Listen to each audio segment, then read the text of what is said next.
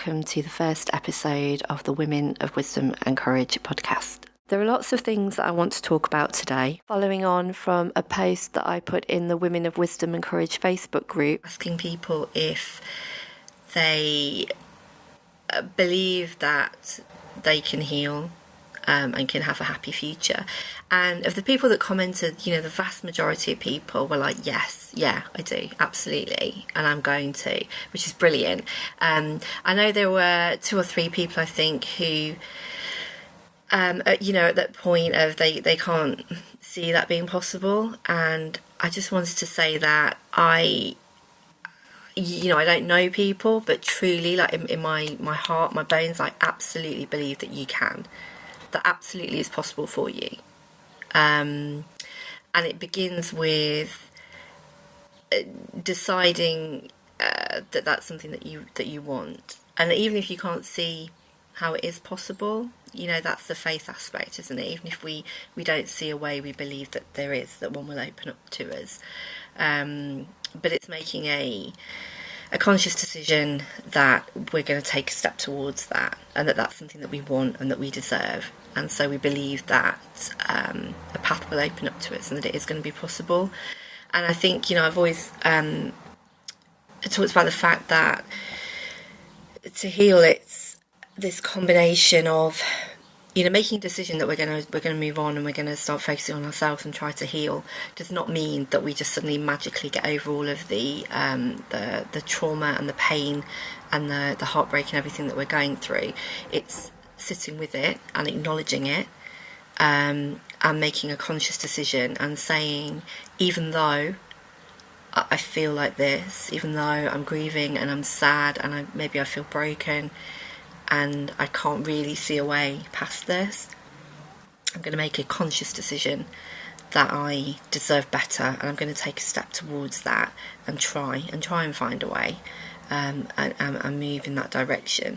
And it always has to be that way, and for me, the 2 situations I've had, firstly when somebody left me after 7 years, and then me, needing to make the difficult decision to leave somebody that I, at the time, was in love with and still, desperately wanted to be with, but could see was not going to change. It was 3 years, nothing was changing, his behaviour was getting worse, and so I couldn't control that. The only thing that I could control was what I did and me making a decision to leave, so that's what I did. And with the first person, so he left me, and I had nearly 2 years of just being in a really dark place, very depressed, couldn't see a way that I would ever get past the pain. It was, physical pain from the emotional pain. I've sort of mentioned before in the group, in posts and comments, literally being on the floor at one point, wailing, just this kind of like, animalistic grief and wailing, coming from me, and just not seeing a way out of that. And also, reaching the point of actually, there was a point where, my mind, my thoughts of him and everything that was going on was so, compulsive and obsessive and oppressive and overwhelming. And I really thought, and then with the pain, the emotional pain, there was a point where I really thought, I think I'm going to have a mental breakdown. And I didn't really know exactly what that would look like what that meant was going to happen. But I really started to feel quite unsafe. And, I remember one day sitting there, and I didn't, but really contemplating, doing something, cutting my arms maybe, just as a, not to take my life, but as a self-harm, as a way to focus on the physical pain, to try and, detract away from the emotional and mental anguish that I was in. And thankfully I didn't do that. I managed to, go fuck that. You're not reducing me to that. And find a different way of coping, but it was really, really hard. So I think, although I often, talk about, make a decision and you can do this and you've got the power and it's within you and blah blah blah, and people might be like, oh, it's easy for you to say. I have been there, I really have. I know how hard it is, but it's because of that I know that it is possible. And with the second person that I was with, you know, I mean, that was, but predominantly it was, you know, your classic narcissist, emotional, psychological abuse. But also, you know, there were instances of physical abuse, and that started to escalate more. You know, I've talked sort of in comments a few days ago, I think, about a couple of instances of sexual abuse as well. And yeah, it's hard to be treated like that, and to find the strength to say, no, actually I'm worth more than this, and I deserve better, and to leave. And I think, you know, there is a trauma bonding, but I think for me, I mean, you know, that situation, it's kind of 9 years now since I left, so I am very much on the other side. My husband, who I'm with now, we've been together for 7 years, so it is in the past for me. But, you know, it's still obviously had a big impact. It's something I can still connect with when I really think about it. And yeah, it's really hard in that situation to find the strength to think, actually, you know, I can leave this person, and to imagine what your future will be like. But I think you just have to decide, it's got to be better than this, you know? Yeah, if you're in that situation, whatever's waiting on the other side, it's got to be better than where you are now. It really does. But in my experience, when you say enough is enough and you walk away, and obviously depending on people's situations, whether you know, have joint finances, or maybe, you know, the financial abuse is an issue, or there are children involved, and sort of external things that make it more difficult. You know, for me it was, you know, it was just the trauma bonding, and, you know, but that emotional side, which actually I think is testament to how powerful that is, because on paper I could leave, you know, we didn't have children, financially I was still independent, you know, I could leave, that was possible for me to do, and yet I would keep returning because of, you know, misplaced loyalty and hope and trauma bonding and all of that kind of stuff. But so I think if people do have those external things as well, then of course it's incredibly difficult. And I think, you know, women, I talked to quite a few, and privately as well, who are in the group, who are dealing with going through court cases and, you know, custody battles with, you know, a narcissist. I'm just like, fuck me, you know, you're amazing, you really, really are. And I just think, I don't think many of you really understand, yeah, like how amazing you are, how strong, you know, and how powerful you are, because that takes a lot, you know, to do that. And the thing is, when you do that and you kind of come out of the other side of it, nothing is going to faze you, right? So it's a steep learning curve, but on the other side of it you will be happy, I hope, I'm sure, but also, yeah, powerful, really, really powerful. And so it's through doing those things and building yourself up that then you reach a point. I talked about this the other day as well, whether people saw the comments or not, but to do with this kind of concept, I'll maybe talk about it later on, but I'm going from a point of, you know, self-harm through being in that relationship, and then making a decision that you're going to move to a place of self-preservation. And for me, when I decided to leave, you know, the second person, and so that was me making a choice to leave, that absolutely was the phrase, you know, it was self-preservation, it was survival, and it was like, actually, you know, I need to stay away from you to yeah, just to keep going, you know, just to preserve my you know, certainly my my mental health. Yeah, so self-preservation, and then when you make that decision and that commitment to yourself, and start to take steps towards healing, which so I'm very big on meditation, on mindfulness. So more recently, I've kind of been doing some studying around breath work as well, and somatic psychology and trauma healing through using those methods. And so taking steps to self-care, and then also, starting to really connect more deeply to yourself and your true self and that real deep inner wisdom that we all have, and also connecting to source, whatever that is for people. So if you believe in God, absolutely, of course, that's going to be God for you.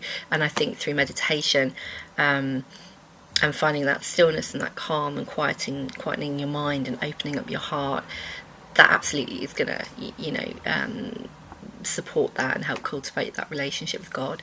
And for people, so for me, I think more in terms of the expansiveness of the universe and that oneness and everything being connected, and being part of that.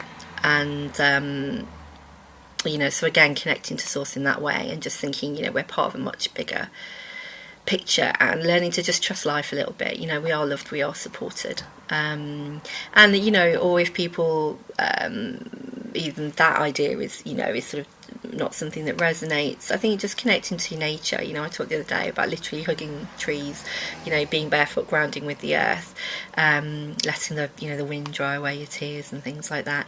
And so I think, just think about just look at a landscape and the vastness of it all, the tree, how long has it been there, how many years, that deep rootedness, looking at the sea or the ocean and the depth and the breadth of it, and just really connecting to something, or the sky, something that's bigger and more powerful than you, that you can connect with. Or it could be, if you're particularly sort of scientific thinking, it could be quantum physics. A lot of quantum physics actually that supports the idea of everything is energy and connected. It could be connecting back through a sense of ancestry, maybe all the women that came before us, those strong women, and whatever it is that's going to connect you to something outside of yourself, and also connecting to other people, to community, and particularly something like WOWC, as my friend calls it, Women of Wisdom and Courage, having that shared collective experience, albeit slightly different versions of it, but there's an underlying core similarity and understanding, and being seen and validated in that way, and also then kind of finding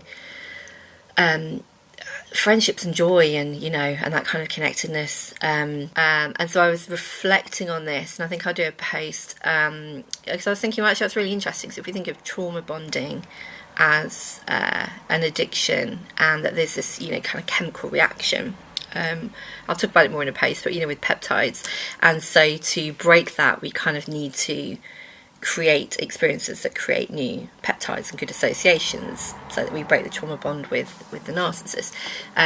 So I thought that's interesting, isn't it? So to break that trauma bonding, part of it is creating those other connections, with other people, I think, and creating more joy. And so anyway, so through doing all of that, you're kind of in a place of self-care, and doing those things more and more. So it might then be about setting boundaries, and doing it from a place of real kind of empowerment, and where it's not something you're asking for. It's you're telling people, this is my boundary, and you can do that in a nice way, but not saying, oh, please stop hurting me, but just saying, no, this is how it is, this is my line, this is my boundary. And so I also think that actually, in terms of healing and starting that process, that actually, I know people say, most people that work in this field kind of talk about going no contact as the first point of healing, and I don't think that's necessarily true. It isn't true in my experience. I cut the amount of contact we were having, but I still got sucked into it. But what I found was that through, particularly with meditation, it helped to I now sort of realise through that grounding and that centeredness and calmness and getting more clarity within myself, you can start to see things a bit differently and kind of just as they really are. So recently I learned this sort of term, expanded awareness. You know, that it's kind of like you're looking at one thing, but you sort of almost, you're aware of everything around it and the energy and this kind of thing. And so with people, and then also kind of slightly separately to that, but I'm going to connect it, is Ross Rosenberg talks about observe, don't absorb, which I quite often recommend to people because I think that's quite good if you still have to have contact, or you're choosing to have contact with the narcissist. And I realised that, so when I started meditating and learning Buddhist teachings and being more mindful as well, that there were times when I still met up with him, with my ex, and would talk to him, but it was really interesting, and I kind of realised that I was actually probably in this kind of expanded awareness state and was just kind of really seeing him how he was, and just, yeah, you can imagine that energy, just that palpable, negative, toxic, heavy, poisonous energy, right? And yeah, just that anger and bitterness and all of the stuff, right? Yeah, just all the blame of me, all the stuff he was throwing at me, and I found that I was basically doing what Ross Rosenberg would refer to as observe, don't absorb. I was kind of watching him, but I found that I just wasn't really being as impacted by it. I wasn't engaging as much, and it helped me to start to see him as well really clearly, and to disengage myself more and more bit by bit, which of course was infuriating for him and created more anger, which then I could see clearly and go, yeah, I don't really want this anymore. So I think with no contact, I completely get why most people recommend to do it for your own sanity and well-being. If, of course, you don't have children and you can just say enough and cut them out of your life, right? But I think it's very hard to do in reality for a lot of people. I think sometimes I know there are people in the group where, actually there has been maybe a particular incident where they're like, this is my line, I'm done, and they do in contact with them, and that's it. What I found when I did like a very informal kind of poll in some of the groups, because I was quite interested in it, and people may know my so sort of this year, sort of from last year and this year, I kind of moved into doing empowerment coaching for women, which hasn't been connected to healing from narcissistic relationships, although obviously that's something that I'm sort of moving into with this. But my professional background before, and I still do work in this field as well, is in research. So I'm a qualitative social researcher. So anyway, so kind of with that hat on, I did a very, very informal sort of bit of research and asked people when they got no contact, kind of what had happened before that. Like, did they just go no contact and that was it? Or had there been a bit of back and forth first? And it seemed like there was a little bit of a pattern emerging where people had just completely gone no contact. For most people, actually there'd been times before when they'd left, and this was the last time that they had left, and they'd managed to go, right, no, this really is it, and they'd gone no contact, because they knew that all the other times they'd gone back and they'd had contact, how it ended up, and so they didn't want to keep repeating that pattern. Of the people that they'd left and it was the first time they'd left, and they went no contact, and they were like, yeah, it's been 3 months or 6 months, or I'm sticking to the no contact, it seemed that they often had support in place and had actually done quite a lot of that processing and had started to mentally leave before they physically left. So it might have been talking to friends and family about what was happening and get that support. Maybe they were in therapy or counselling, and so they'd reached that point, I think, of emotionally disengaging a little bit before they physically left, and so that's also why I think, although ideally go no contact, cut them out of your life, but if that's difficult to do, or people just kind of slip back into into those conversations with them, and I get that. And so when people go, oh, I failed, it's like, no, you've just not reached that last point yet, but you probably will, right? And so I always say, no, my darling, you haven't failed. You're exactly where you need to be in the process, right? And where you need to be in your journey. Because often now our hearts need a little bit of time to catch up with our heads and what we already know, right? I think in terms of starting to heal, you can make a decision that you want better, and that it is possible to heal. There is going to be something better on the other side, even if you don't know how you're going to get there and exactly what it is. But making that decision, I think you can do that even if you're still in the relationship, because doing that hopefully will then give you enough strength and presence of mind, and and hope in yourself, and in the future and what that holds, to then physically leave. And I think you can start to break that trauma bond, even when you're with them, if you do that, because as I say, I think you naturally begin to just view them differently, and their hold on you starts to break a little bit. And so through doing all of that, and then going through the stages, so we've got, the kind of self-harm, then we see things as they are, and we decide to do something about it. We move to self-preservation, more work, self-care. And so then I think ultimately, you reach this place of self-love, and, we're all I'm not walking around like, oh, I love myself so much, like I'm still a massive work in progress in lots of ways. But I wouldn't tolerate that behaviour again. And I did repeatedly in different relationships over and over again. But I wouldn't anymore. So, I do still have my own limiting beliefs. But yeah, so I think, self-love can mean different things to different people. And I think we're always going to be evolving. We're always progressing in life. And that's okay. But I think, reaching a point where you absolutely, it's just part of you, it's just central to who you are, that you wouldn't tolerate that kind of treatment from people again. And so that's going to put out signals, any kind of narcissist. I don't think they're probably going to really try it on, because they're just going to know you're not good to supply at the end of the day, But also I think it gives you that sort of... that inner confidence, that of course, look for red flags, look if, still kind of have awareness of what people say and how they behave and all that kind of thing.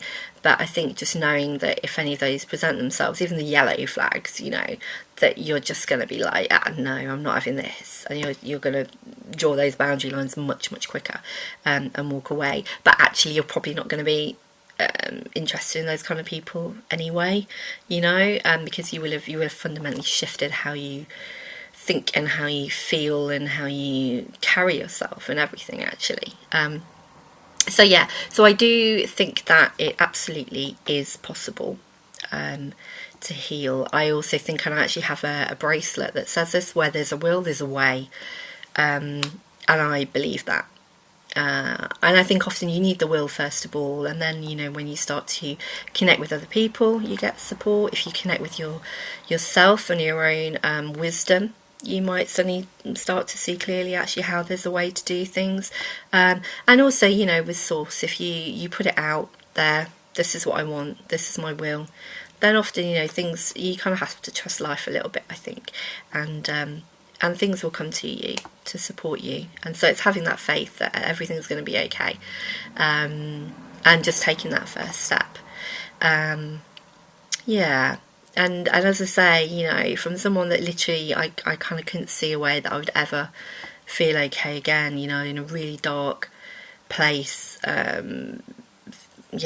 like really sad, awful, heartbreaking place, and feeling quite scared for my own mental health, physical health, and then making decisions to move on, but then meeting even worse narcissists and kind of doing it all again, but then finding the strength for me to leave, and then going through that healing process, and and being in a much better place, and being married to somebody nice for the last 7 years.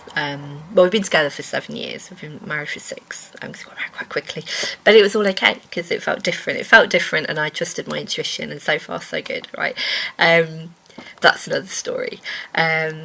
But yeah, so I do absolutely believe that it's possible for you to heal, and wherever you are. So if you are still in the relationship, I think starting to do that work, as I was talking about, to kind of start to disengage, you know, to find that inner strength, to have more hope, not in the relationship perhaps, but in yourself and your own life and what's possible. I think, you know, if you were, and I hate this expression, but discarded by the narc, for me in that situation, it was just reaching a point of, you know, looking at, and I always talk about this as well, what can you control? You focus on that, because anything else is pointless and wasted energy, right? But so I realised I couldn't control him leaving me, that he was with somebody else, that she was having their baby. I couldn't control any of that, and all of my losing my mind and begging, literally begging, and hoping that things would change, wasn't. And so after about probably about 18 months of that was when I kind of thought, yeah, I need to just find a different path, and I need to start focusing on me, and I don't really see how I can ever be happy or how things will ever be okay, but I at least have to try, because that's something that I can at least control, and take my mind and my dignity and my life back, right?